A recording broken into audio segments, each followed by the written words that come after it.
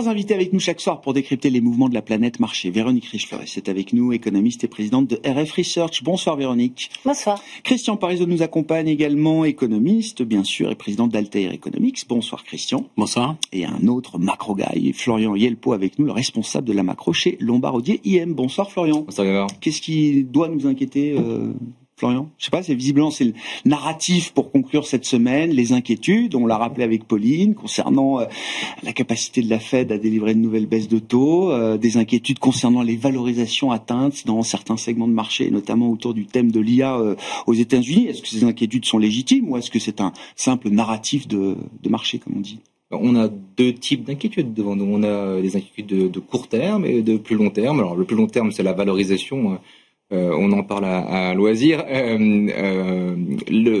Sur la partie court terme, on s'inquiète peut-être de la meilleure des situations, c'est-à-dire on commence, en tout cas, j'ai l'impression c'est trop beau, vrai, quoi. On a peur de la croissance. On a peur en fait que les États-Unis aient bien bottomé, aient bien marqué un plus bas cyclique au cours du mois précédent et qu'on s'apprête à découvrir justement avec les chiffres qui vont être publiés à la fin, maintenant que le shutdown est derrière nous, qu'on se rende compte en fait que le marché de l'emploi aux États-Unis va pas si mal que ça, que le taux de chômage reste résolument bas et qu'effectivement il y a une dégradation dans certains secteurs qui est plutôt d'ailleurs quelque chose de structurel. On a une espèce de déversement qui est lié, bouleversement en tout cas de la main-d'œuvre qui est lié aussi au changement technologique. Donc on a peur que la croissance aille mieux qu'on ne le pense parce qu'une partie du narratif de la montée des marchés reposait sur le fait que la Réserve fédérale puisse baisser ses taux de multiples fois.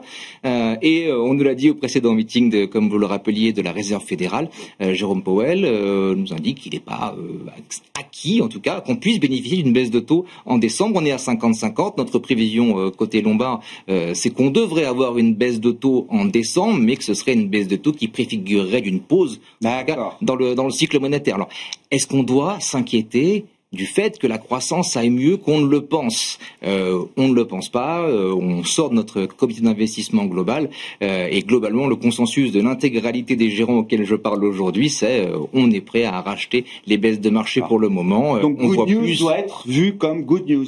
Une bonne nouvelle reste une bonne nouvelle, surtout pour le marché action. Le seul moment où on s'est fait un peu prendre à contre-pied, c'était 2022. Mais les taux sont passés de 0 à 4%. On parle pas du tout du même narratif. Là, on va se priver peut-être de 0,25, 0,50, baisse de taux. Est-ce que c'est une raison pour fuir les marchés actions? On voit encore beaucoup d'opportunités dans ces marchés-là. Ouais. Bon, sur le plan macro, qu'est-ce qu'on va effectivement découvrir avec le retour de données, tout ou partie des données qu'on n'a pas eues aux États-Unis pendant ces 43 jours, Véronique? Je partage, oui, volontiers ce qui vient d'être dit, c'est qu'on n'a pas beaucoup de sources d'inquiétude.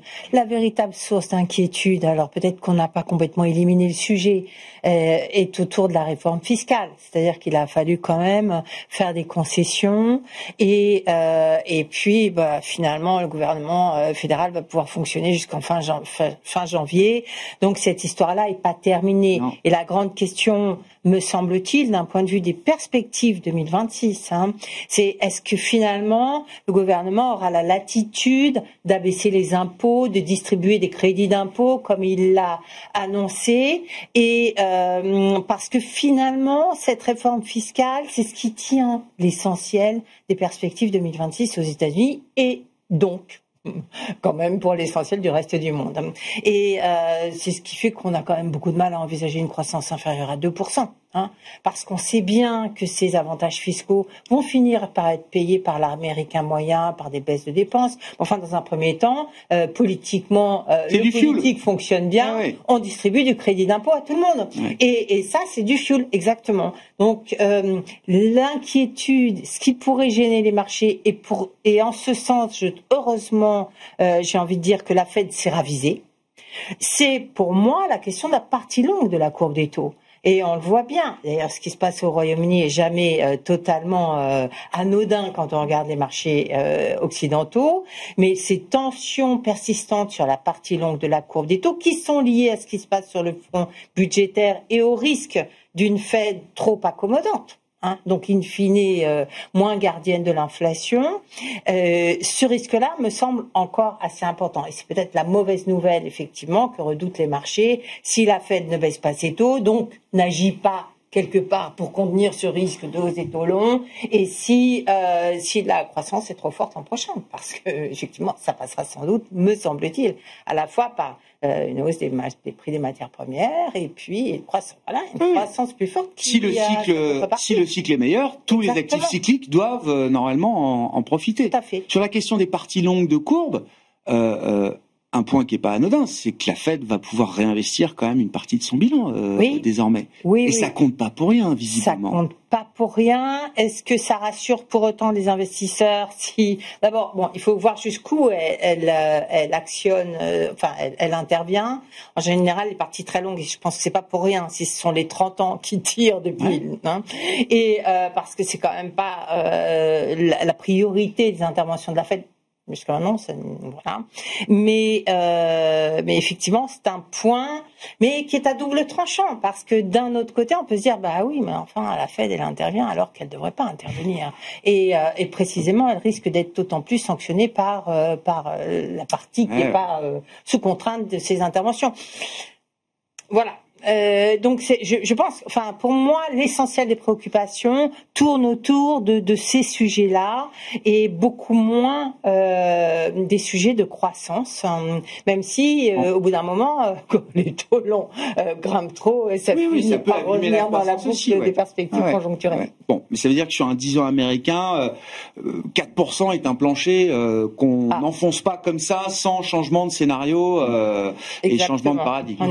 Et d'ailleurs, la situation n'a pas bougé depuis un an. Il y a un an, on dit point bas 3,80 et puis ça remonte derrière. On n'a jamais touché 3,80, je crois. Et là, on est un peu dans la même configuration avec des 30 ans qui nous disent 3,80, on va peut-être l'oublier là. Christian, sur cette situation macro-américaine. Alors un petit peu plus négatif. Allez, j'y vais un petit peu plus négatif. Alors pour première raison, c'est parce qu'on est dans une économie en cas, avec des secteurs qui vont très bien, d'autres qui vont très mal. Et ça, c'est une source d'inquiétude. Alors on va dire oui, ce qui va très bien, c'est l'intelligence artificielle, c'est les investissements et data centers, mais avec un risque que vient de s'apercevoir le marché, que trop de croissance tue la croissance. C'est-à-dire que c'est pas de dire qu'il n'y a pas de carnet de commandes, c'est pas de dire qu'il y a une demande. Toutes les publications étaient exceptionnelles, Palantir, employé de matériaux encore hier soir, mais des réactions négatives, alors pour plein de petites raisons propres aux sociétés, on ne va pas rentrer dans les détails, mais sur un point clé, c'est on commence à se dire, est-ce qu'ils vont être capables de délivrer ce qu'ils ont promis? Est-ce que leurs carnets de commandes vont être là? Parce qu'aujourd'hui, on a des contraintes. Si vous prenez aujourd'hui les data centers, grosso modo, il y a près de la moitié, c'est le sud des États-Unis.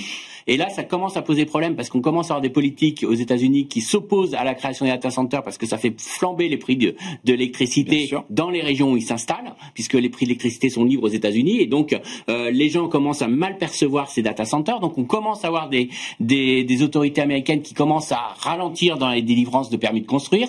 On a une inflation du coût des data centers.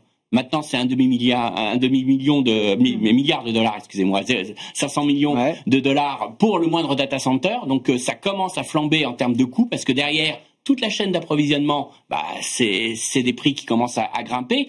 Et donc, on a tout ce secteur qui va très bien, qui a pas de problème de carnet de commande, alors après on pourra dire est-ce qu'on a les poches suffisamment profondes ou pas. Il y a des acteurs qui veulent emprunter, donc ça rend naturellement cette thématique très sensible au taux d'intérêt parce qu'on sait que maintenant il y a du levier. Donc à partir du moment où on se dit que une fois que les hyperscalers ont consommé une partie de leur profit d'exploitation, maintenant si on veut un peu plus de croissance, ça passera par l'endettement. Donc ça explique aussi pourquoi ça devient un marché très sensible au taux d'intérêt, aux anticipations de la Fed, alors que pour 25 points de base ça change rien sur le fond. Mais en tout cas, ça c'est un élément qui explique cette sensibilité, mais de l'autre, on a une vraie crainte que on n'arrive pas à délivrer pour des problèmes de tension sur les chaînes d'approvisionnement, pour des tensions d'application. Et Coreware, par exemple, a marqué les esprits par sa publication. Donc ça, c'est, je dirais, l'économie qui va bien. Alors attention, je dis pas que ça va se retourner. Je dis juste que peut-être ce que vous deviez faire en 6 mois, vous allez le faire en 1 an. Mais aux yeux des marchés, au niveau de valorisation actuelle, attention, il faut bien se placer dans cette optique-là.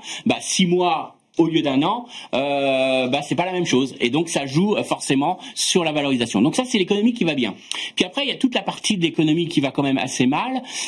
On le sent quand même, il y a quand même quelque chose qui se passe. Alors on a des exemples micros, c'est les licenciements qui ont été annoncés au niveau des opérateurs télécoms, par exemple. C'est le fait que finalement, quand on regarde les recettes fiscales de notre cher ami Trump, c'est une explosion de ses recettes sur les droits de douane, mais on a tout ce qui est recettes liées à l'impôt sur les sociétés qui est en train de faire le mouvement inverse. Et donc on a bien cet effet là aussi qui est en train de s'opérer. Donc ça veut dire que les entreprises américaines commencent à souffrir, elles souffrent de ces droits de douane. Alors ça joue pas sur l'inflation, j'y crois pas du tout. Ça joue sur le fait que elles ont une pression sur leurs marges et elles commencent à licencier. Alors c'est vrai que vous allez me dire pour un Google, d'un point de vue macro, on va voir les marges des entreprises baisser. Et ça explique l'une des erreurs d'une des thématiques centrales qu'on avait jouées, c'était les small cap américaines. Ouais. Parce que les small cap américaines, on aurait dû les jouer normalement, avec une économie qui se porte bien, avec tout va bien, avec Monsieur Trump qui va faire des baisses d'impôts, qui protège l'économie américaine par des murs de droits de douane. Cette semaine, c'est ce qui a un peu plus marché. À court terme, il y a eu des petits arbitrages, mais on voit que ça s'essouffle très vite. Regardez les arbitrages sur ces valeurs, sur ces secteurs un peu plus cycliques et tout ça. On n'ose pas aller trop loin aussi. À un moment donné, on vend la tech pour aller sur ces valeurs-là, mais ça fait pas rêver. Parce que pourquoi ? Parce qu'il y a un vrai problème de chiffre d'affaires, de progression du chiffre d'affaires, de marge. Et donc, je pense que oui, c'est pas à vous dire que c'est la récession demain, c'est pas à vous dire que c'est l'économie qui va pas écliter, mais on a un vrai problème de croissance déséquilibrée aux États-Unis. Et cette croissance déséquilibrée, c'est un vrai frein à Wall Street. Donc, on est en train de s'apercevoir de ça sur Wall Street. Et ce qui m'amuse pas mal, c'est qu'on commence à avoir des brokers américains qui commencent à reparler de la surperformance de l'Europe en 2026.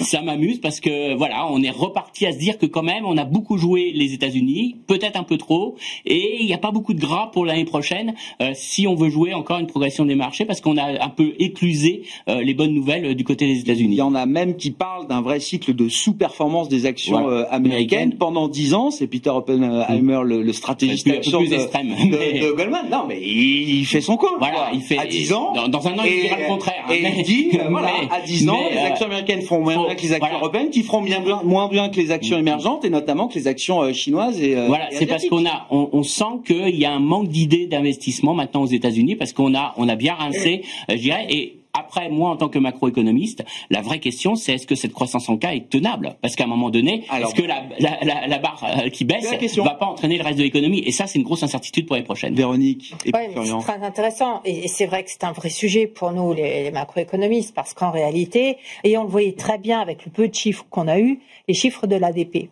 Quand on regardait par taille d'entreprise, ce sont les entreprises de plus de 500 salariés qui ont créé tout l'emploi. Les autres, je fais le petit calcul, j'ai enlevé, les autres sont en baisse d'emploi depuis 3 mois. Depuis l'été, en fait, on a eu un pic, et ça, c'est pas bon signe. C'est pas du tout bon signe. C'est pas étonnant d'ailleurs que les small caps sous-performent dans l'ensemble, même malgré des petits à-coups. Et la question, est-ce que ça tient ? Qu'est-ce qui l'emporte ? Les grandes entreprises ont les moyens. Peut-être même, je me suis demandé, à vérifier si le shutdown ne poussait pas à rafler des employés fédéraux à moindre coût en leur offrant un emploi, sachant qu'il y a quand même quelques problèmes de pénurie de main d'œuvre, ou pour se substituer aux quelques services de l'État fédéraux. On ne sait pas, mais il y a vraiment quelque chose qui est totalement atypique. Et puis ce qu'on avait montré nous au mois de septembre, c'était les écarts de productivité depuis, je crois que c'était depuis 2019, par secteur. Et là, on a des choses qu'on n'a jamais vues. C'est-à-dire qu'on a en dehors de tout ce qui tourne autour des nouvelles technologies et de l'énergie, tous les secteurs américains sont en perte de productivité.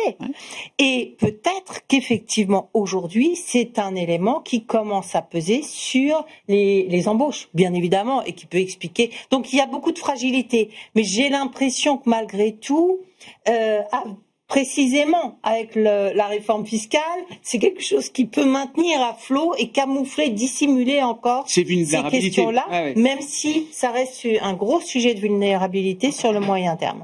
Intéressant, parce que ce schéma en K, on le retrouve dans la dissension au sein de la Réserve fédérale américaine, avec ceux qui veulent baisser les taux plus fortement et ceux qui disent non, au minimum c'est une pause. On parle pas encore de hausse de taux au sein de la Fed, mais voilà, on sent qu'il y a une dissension, une divergence des deux côtés du consensus. Ce schéma en K pour l'investisseur, qu'est-ce que ça implique ? On continue d'investir toujours dans les mêmes sociétés aux États-Unis, ou est-ce qu'on peut découvrir le côté value du marché marché américain à un moment, Florian? Bon, on a une forme de retour du value ces derniers jours. C'est encore une fois un peu comme les small cap, ça va et ça vient. Non, juste sur cette économie en cas, évidemment, c'est quelque chose qui nous préoccupe. On en parle beaucoup aux États-Unis. L'exemple que je donne moi, c'est de regarder le taux de croissance des salaires par niveau de salaire. Avant 2022, les plus petits salaires avaient le plus fort taux de croissance et les plus gros salaires le plus faible. Et puis depuis 6 mois, 9 mois, cette relation d'ordre serait complètement inversée et les plus petits salaires, en lien avec cette notion de productivité, sont ceux qui progressent le moins vite. Mais il n'y a pas qu'aux États-Unis qu'on a ce problème d'économie en cas. Prenez les États-Unis versus l'Europe, vous avez la même situation. Le PIB par habitant aux US s'est mis à progresser comme rarement, alors que le PIB par habitant en Europe vraiment a de la peine depuis 4 ans à suivre la même dynamique. Vous prenez l'évolution des salaires contre l'évolution des profits et la distribution des profits, vous avez la même situation globalement. Donc il se passe quelque chose aujourd'hui qui fait qu'il y a des happy few qui profitent qui sont bien positionnés pour tirer parti d'une situation et une masse qui a de la peine à s'en sortir. Je serais moins négatif globalement à moyen terme. Je pense qu'il faut bien avoir en tête qu'il y a une partie de l'économie mondiale qui est sensible au taux de la Fed et une partie de l'économie mondiale qui l'est beaucoup moins, voire pas du tout. Celle qui a bien profité de ces 4 dernières années, c'est plutôt justement cette économie qui est peu sensible au fait de vivre dans un environnement de taux élevés. Au contraire, les taux Fed, c'est des taux qui sont systémiques. C'est des taux qui ont une influence pour les émergents, même pour les Européens. Ça a une incidence. Les taux Fed, ils ont baissé de 150 points de base. Et lorsque les taux baissent, vous le savez, on le sait tous autour de la table, ça met du temps à exercer un effet réel sur l'économie. Donc, une partie de nos vues 2026 consiste à dire, cette économie manufacturière qui peine un peu à convaincre, on pourrait la voir traverser une phase d'amélioration justement parce que les taux Fed, parce que les taux du financement en dollars ont été réduits. Mais ça prend du temps. Et on voudrait voir ça tout de suite. Alors évidemment, nous, quand on voit les ISM qui s'améliorent un tout petit peu, lorsqu'on voit justement la DP qui finalement était pas si négative que ça, en tout cas, on a interprété comme pas si négative que ça. 58% des secteurs de la DP créaient des emplois, donc c'est pas négatif. On voit ça comme le bourgeon d'une forme de, alors c'est dur de dire reprise cyclique quand on n'a jamais eu de ralentissement. Non, mais voilà, 2 points bas temporaires, ce qui anime un cycle. Voilà, il y a des phases dans le cycle. Mais ça et comme on le disait, des secteurs très cycliques. Je sais pas, dans de la chimie, de l'automobile, ces secteurs-là complètement en déshérence, désertés par tous les investisseurs de la planète, c'est ces secteurs-là qu'on doit pouvoir à un moment voir revenir au moins dans une fenêtre d'opportunité. Oui, et la géographie. Alors on fait partie de ces gens qui pensent que l'Europe aujourd'hui a encore son épingle à tirer du jeu ces prochains mois. Chaque début d'année, on l'a vu, les investisseurs révisent un petit peu leurs allocations et se disent ce qui a bien marché, on va en vendre un peu et on va acheter un peu de ce qui a moins bien marché. Bon, l'Europe, ça marche plutôt en début d'année. On pense qu'il y a encore de l'upside là-dessus. On aime beaucoup. Alors c'est un tropisme évidemment, mais on aime beaucoup les actions suisses. Pas que pour la nouvelle d'une baisse évidemment des taux de droits de douane appliqués au pays, mais plus globalement, c'est une industrie. Enfin, on a une partie de nos noms qui sont très industriels, qui sont très liés justement au destin de la Fed. Alors, où on est quand même très dépendant au fait de ramener ces taux Fed in fine à 3,25, 3,50 et ça amène pour la fin de l'année. Négatif alors du coup. Parce que là vous êtes. C'est pas notre vue. La Suisse est d'accord. C'est pas notre vue parce que il y a un plancher à zéro. On en a déjà fait l'expérience. C'est quand même assez compliqué à gérer la barre, globalement. Pour avoir envie de tenter à nouveau l'expérience des taux négatifs, elle est quand même très élevée. On n'y est pas. Et il faudrait qu'on observe une forme de déflation. En tout cas, c'est la communication de la Banque centrale. Là-dessus, on pense qu'il n'y a pas spécialement de doute à avoir. Et puis le retrait des droits de douane, c'était un peu la grande inquiétude déflationniste de notre côté, ne fait qu'alimenter. Elle ne fait qu'aller dans ce sens-là. Les flux, alors au quasi-terme de cette année 2025, vont dans le sens de ce que vous décrivez, Florian. Est-ce qu'on a vu quand même, notamment sur la partie action, parce que le dollar est baissé, ok, mais j'ai quand même l'impression que les actions américaines continuent d'attirer et d'aspirer beaucoup d'argent. Alors est-ce qu'on a quand même des flux aussi qui se redistribuent différemment? C'est une thématique forte. Les flux aujourd'hui, ce qu'on observe, vont plutôt vers l'émergent. C'est-à-dire qu'on a plutôt une mécanique, alors qu'on peut lire comme une forme de substitution. On bouge de la tech US vers la tech chinoise parce qu'on se dit qui a fait ses preuves. C'est peut-être l'événement le plus important de l'année d'une certaine manière.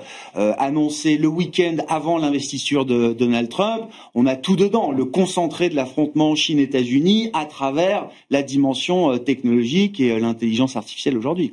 qui est renforcé aujourd'hui par cet aspect investissement des entreprises américaines justement dans l'AI, qui est vu d'un mauvais œil parce qu'en partie financé par la dette. Alors ça, enfin, nos gérants qui suivent et qui suivent pas mal de sommets d'investisseurs à ce sujet-là ont un peu des doutes. La nature de l'investissement dans l'AI est un petit peu différente de ce qu'on a connu à la fin des années 90, début 2000, parce que c'est des investissements qu'on pourrait utiliser pour autre chose. Il y a encore, ces boîtes-là sont encore énormément cash riches. Ah oui. Une grande partie de l'investissement se fait au travers de leur propre cash. Bon, voilà, il y a des choses à repenser. Mais en tout cas, voilà. Et l'autre élément que je voulais mentionner, c'est les actions chinoises. C'est pas que de la tech. Voire même, c'est pas beaucoup de la tech. En fait, la tech, c'est plutôt la Corée. C'est pas que de la tech, mais c'est aussi d'autres industries qui ont fait particulièrement bien cette année également. Donc, faut imaginer qu'il y a une forme de rotation globale. Dans la performance des actions chinoises, d'autres segments du marché chinois ont payé. Exactement. Et c'est ce qu'on voit aussi. Enfin, les chiffres de la consommation chinoise sont pas catastrophiques non plus. Non, ce matin, c'était un peu si on regarde juste la macro, une croissance de la consommation à 3%, je pense qu'en Europe, on en rêve. On l'a aux États-Unis, on l'a en Chine, on l'a pas en Europe. Encore une fois, ça crée des perspectives intéressantes. Maintenant, les grands groupes européens sont diversifiés, sont relativement pas chers en tout cas, et nous, on voit justement une forme de diversification là-dedans. On a déjà tous beaucoup d'actions américaines. Oui. En remettre, ce serait prendre peut-être trop de risques pour un gain trop faible de ce point de vue-là. Financer les capex d'IA par de la dette, donc ça c'est assez nouveau.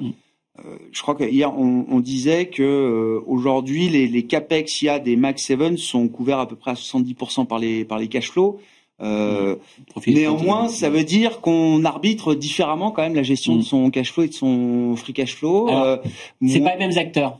C'est ça qu'il faut voir. C'est-à-dire que si on prend les hyperscalers, les grands qui investissaient, ils ont eu, au dernier chiffre que j'ai fait, là, j'ai fait le calcul aux dernières publications, c'est 64% de leur profit d'exploitation qui va dans l'investissement intelligent. Donc eux, ils n'ont aucun problème. Les taux d'intérêt peuvent monter, descendre, tout ce que vous voulez. Ils ont largement. Oracle, ils sont en cash flow négatif. Oracle, par exemple. Par contre, c'est pas le cas. Voilà, c'est ça. Et Oracle est intéressant parce que tous les groupes, quand on regarde la thématique de l'IA, les investisseurs ne prennent pas vraiment de risques autour de la thématique de l'IA. On regarde. Qu'est-ce qu'ils jouent? Ils jouent ceux qui ont les poches pleines et qui peuvent investir et au pire supporter 2-3 années avec une moindre rentabilité, mais comme le reste de leur business est très bon, et puis de toute façon ils arbitreront entre leurs activités. Vous inquiétez pas, Microsoft nous donne pas le détail sur ce que rapporte réellement l'IA et quelle est la rentabilité par rapport à ses autres business, et donc du coup ils offrent une vision assez positive de leur marge d'exploitation. Donc tant qu'ils publient ça, on n'est pas trop inquiet sur ces valeurs-là. Après, on a des titres comme Nvidia, AMD. Ce sont des gens qui bénéficient de ces investissements. Donc, pas de risque.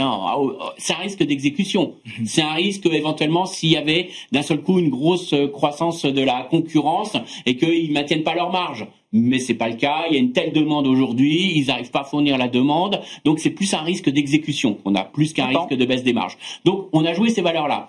Après, ce qu'on n'a pas joué, on n'a pas joué ceux qui sont tendus au niveau bilan et qui investissent parce qu'on ne sait pas le retour sur investissement qu'aura l'IA. Et là, on voit que Oracle, ça paye pas. Malgré ce qu'a dit Oracle, l'action a plutôt baissé parce qu'on commence à s'inquiéter en se disant, on ne sait pas, il y aura l'endettement, il y aura la dette à payer, mais on ne sait pas ce que va rapporter leurs investissements. Et puis, on joue pas les valeurs qui pourraient profiter de l'IA. Et c'est là, quand même, ça montre, c'est quand même. Parce qu'on n'en est pas sûr. Voilà. J'ai l'impression. Mais ça montre à quel point qu'il y a un problème dans le discours qu'on a aujourd'hui. Parce que quand vous interrogez les gens, tout le monde vous dit c'est une révolution, c'est génial.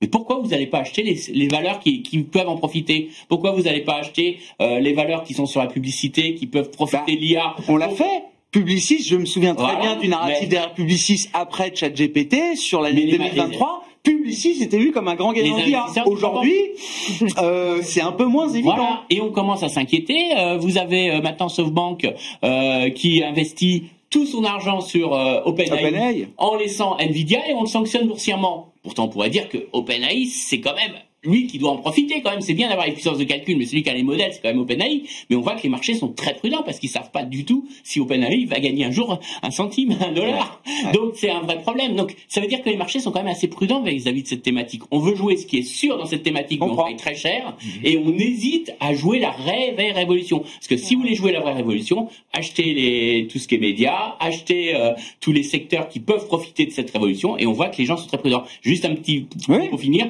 vous lisez conf call, vous avez toutes les boîtes quand elles ont publié leurs résultats, je parle hors secteur technologique, qui nous ont tous parlé de la révolution de l'IA, ça allait améliorer leur stock et tout ça, mais personne n'a réagi. La bourse n'a pas réagi à ça, donc ça montre bien qu'on est très très méfiant quand même sur derrière ce qui va. Il n'y a pas une prime IA qui s'installe dans des grands laboratoires pharmaceutiques, on n'en est pas encore dans des grands groupes de logistique. À la fin des années 80, voilà, en 99, il suffisait de dire mettre le .com pour que l'action monte. Bah là, les gens ont quand même appris. Donc ils se disent quand même, on veut voir maintenant, on veut avoir ce que ça rapporte réellement. Donc c'est vrai pour 2026, ça peut être vrai. Si en 2026 vous avez la preuve que l'IA rapporte quelque chose et génère du profit, là vous allez avoir un vrai rallye boursier parce qu'on va rejouer, mais non pas Nvidia, mais ceux qui profitent de Nvidia. Mais pour l'instant, il y a un vrai passage de mou, un coup de mou à avoir, parce qu'on est dans cette phase d'incertitude. C'est un problème là. Je veux bien qu'on redise un mot. Le financement des capex par la dette, ça doit faire résonner quand même au moins des alertes orange ou quelque chose comme ça, Florian. Il y a deux façons de le voir. On peut aller chercher, exhumer les vieux ratios, le CAPE de Shiller et puis l'indicateur de Buffett. Là, on est sur des niveaux alors stratosphérique pour celui de Buffett, on est bien en dessus de la période 2000. C'est ça, exactement. Ouais. La capitalisation de marché divisée par le PIB. On peut regarder le CAPE de Shiller qui est un PER, un Price Earning Ratio. C'est ça. Voilà, exactement. Là, on se dit qu'on est, on doit être à 10% à peu près, 10-12% si je dis pas de bêtises, d'arriver sur les plus hauts de 2000. Donc, la question c'est ça. La question c'est la valorisation par rapport aux revenus générés par ces entreprises-là. Point barre. Elles peuvent s'endetter autant qu'elles veulent. Si les earnings, si les profits sont en rendez-vous, on n'en est pas là. Bon, globalement, on n'est pas complètement inquiet parce que justement, on trouve que dans l'ensemble, parmi ces entreprises, en tout cas celles qui aujourd'hui sont chères, on trouve que dans l'ensemble, ces résultats ronronnent relativement en comparaison de ce qu'on a pu voir justement pendant la période maudite de 2000. En plus de ça, il reste l'immense reste de la côte, parce que les AI, c'est 5% des noms, 30% de la capitalisation de marché des actions US. Une tendance qui n'était pas du tout avec nous il y a 5 ans en arrière. 5% de ces noms-là représentaient 5% de la capitalisation boursière. Et au fur et à mesure que ce secteur s'est mis à croître, il a poussé hors de grands indices comme le MSCI World un grand nombre de noms. Le MSCI World, c'était 1600 titres. Il y a 1600 noms, pardon. Il y a 5 ans, aujourd'hui, ça n'est plus que 1300 noms. Donc il y a des mécaniques d'indices qui montrent que quand une valeur sort du MSCI World, ça ne veut pas dire forcément qu'une autre prend la place. Contrairement au S&P 500, contrairement au CAC 40, contrairement au S&P. Exactement. De l'indice. Exactement. Mais ça sanctionne une progression des profits. On voit ça d'un assez bon œil. Et en plus de ça, il reste une grande partie de la côte qui devrait profiter de cette révolution de l'IA, de gains de productivité. La productivité, elle doit progresser en Europe, elle doit progresser en Chine. Et c'est ça qui fait les earnings, qui fait les profits des boîtes. Donc, quelque part, notre vision est vraiment très simple. Ça consiste à dire, on a déjà suffisamment d'actions américaines au sein des grands indices. On voudrait sortir de cette concentration pour diversifier vers justement ceux qui vont recevoir, ceux qui sont les récipiendaires de ces gains de productivité tirés par l'IA. C'est peut-être naïf, en tout cas en termes de valorisation, en tout cas on y retrouve notre compte, et en termes de carry, en termes de portage, en termes de revenus. Parce que c'est en plus des zones qui vous payent des dividendes.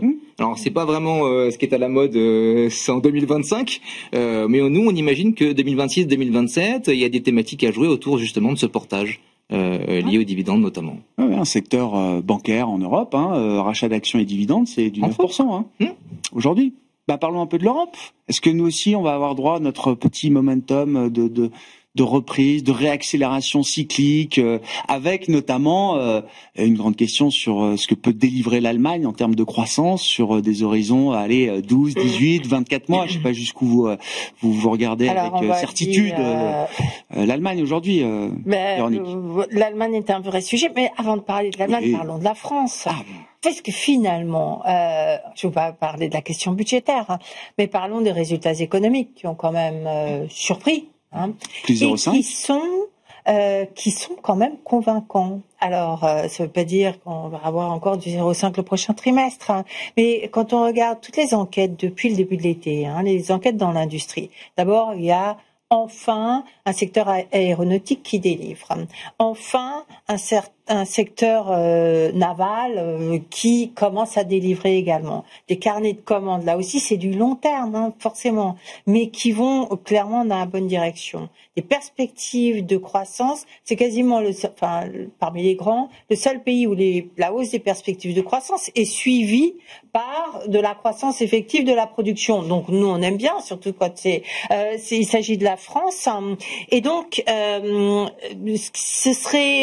passerait ça sous silence si on avait la conviction d'avoir devant nous un budget hyper restrictif, etc., qui vienne casser toute la dynamique, notamment la dynamique domestique et celle des ménages. Or, on voit bien que le budget va être prudent, s'il passe, hein, mais et que finalement, on aura peut-être même un petit soutien du côté de la consommation domestique. Et je pense que réellement, c'est ce qui nous manque. Aujourd'hui, quand même, on est allé très loin dans la politique de l'offre en France, hein. Sans doute, à mon sens, un peu trop loin. C'est comme tout, hein, il y a des équilibres à respecter. Et quand vous faites de la politique de l'offre pendant des années, que vous essorez les salaires, hein, eh bien, vous n'avez pas de croissance, surtout si vous venez menacer derrière d'aller sanctionner, d'avoir des hauts impôts ou je ne sais quoi, un budget restrictif. Donc là, j'ai l'impression qu'il y a quand même des choses, des raisons de penser, de croire, hein, décentes, que la France puisse commencer à s'en tirer un peu mieux et à donner des signaux un peu réconfortants. Alors, il ne faut pas l'Allemagne nous tire.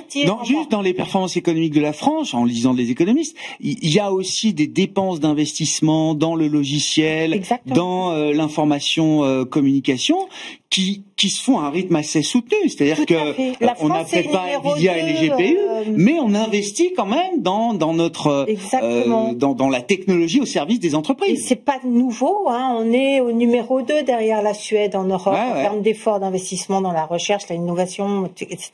C'est toujours un peu flou, un peu vague, mais voilà, on a quand même des données auxquelles on fait confiance, hein. Et cet effort-là continue à se développer, à gagner en ampleur. Donc, je pense qu'effectivement, la situation structurelle de l'économie française, structurelle, les espoirs conjoncturels sur une amélioration des tendances de l'économie française ont de bonnes raisons d'être là. Maintenant, effectivement. Et pourquoi l'Allemagne viendrait nous tirer vers le bas alors? Non, et d'ailleurs, c'est également un bon point, c'est-à-dire qu'on a réussi cette performance sans l'aide de l'industrie allemande, toujours à zéro, qui nous a plutôt tiré vers le bas. Donc c'est doublement bienvenu, me semble-t-il. L'Allemagne, c'est compliqué le retard industriel et la capacité à faire face à la montée de la concurrence chinoise, la déferlante chinoise est extrême. Et l'Allemagne est particulièrement sensible, notamment sur les biens d'équipement. Hein, c'est vraiment le secteur qui protégeait l'Allemagne, qui a protégé l'Allemagne, qui a fait toute sa croissance depuis 2005 et qui aujourd'hui est complètement menacé. On parle même pas de la métallurgie, mais enfin. Ça, c'est de la faute aux Allemands quand même. Hein. Ça fait bien longtemps. Chine a piégé l'Allemagne à son propre jeu aussi, d'une certaine manière. Exactement. Hein. Donc ça, on n'est pas du tout sûr de la manière dont ils vont se dépêtrer de tout ça. Même l'effort militaire, etc. On voit que les dépenses publiques, elles vont quand même pas beaucoup à l'investissement créateur de croissance demain. Les 5 économistes conseillers du gouvernement ont un peu tiré la sonnette d'alarme cette semaine, je crois. Donc c'est plus compliqué. Mais voilà. Merz a des moyens encore et ça finira par venir. Donc vous avez dit, je crois, est-ce qu'on peut un peu être optimiste? C'est vraiment un petit peu. On a quand même du mal à avoir une croissance allemande dans la zone des 1% l'an prochain. On y est plus facilement, peut-être en France. Ça dépend encore dans une large mesure. Bon, il se passe quand même des choses là aujourd'hui. Ces dernières heures, Merz, après le whatever it takes, va desserrer le verrou budgétaire, qui est déjà un virage quand même par rapport à l'ordolibéralisme allemand historique, qui est déjà un virage spectaculaire. Là, ils vont subventionner le marché de l'énergie pour les entreprises électro-intensives. C'est 3, 4, 5 milliards d'euros de subventions par an, mais c'est aussi quelque chose, je veux dire, imaginez que l'Allemagne fasse ça, que la France fasse des boucliers dans tous les sens, il n'y a pas de problème à l'imaginer. Là, c'est l'Allemagne quand même. Oui, alors après, ce qui me gêne, c'est que tout ça est beaucoup intégré dans les marchés aujourd'hui. C'est-à-dire qu'aujourd'hui, vous dire qu'il y a un plan de relance en Allemagne, je pense que personne n'est surpris et tout le monde est au courant. Et le marché peut avoir, à mon avis, que des déceptions sur l'Allemagne. Il y a beaucoup d'avancées, hein. Je suis entièrement d'accord. Pas surpris positivement. Alors, Moi, j'ai un peu peur parce que ce type de plan d'infrastructure, c'est un marathon, c'est pas un sprint. Oui. Et le marché aime bien quand c'est des sprints. Donc le problème du marathon, c'est que ça va soutenir l'Allemagne, mais en tendance très longtemps. Ça, faut mettre les projets en route, faut que ça, et avant que ça commence à porter ses fruits, ça va être beaucoup plus long. Donc j'ai un peu peur des déceptions. Par contre, il y a un élément qui me rend très positif, c'est qu'on voit quand même que l'impact des baisses des taux de la BCE joue sur la distribution de crédit. Et ça, pour moi, c'est un indicateur important. Alors, peut-être à tort. Moi, c'est vrai que cette année, je jouais le réveil de la demande intérieure et ça n'a pas été le cas en Europe. Mais je pense que quand même, on a quand même pas mal d'éléments qui sont en train de se mettre en place. On a quand même, bon, la force de l'euro a des inconvénients, mais a des avantages pour la demande intérieure. Faut pas l'oublier. Oui, bien sûr. Euro fort, c'est bon pour la demande intérieure. On achète des produits moins chers. C'est pas bon quand on veut exporter, mais ça, on est au courant. Mais c'est quand même un élément de soutien pour la demande intérieure. On a la baisse des taux. On voit que le crédit commence à véritablement se réveiller. Le marché de l'emploi résiste plutôt bien. Franchement, on n'a pas encore une explosion. Alors ça, c'est moins porteur. On voit que, notamment, on a vu en France que les stats n'étaient pas aussi bonnes qu'il y a encore quelques mois, mais c'est pas non plus un retournement conjoncturel.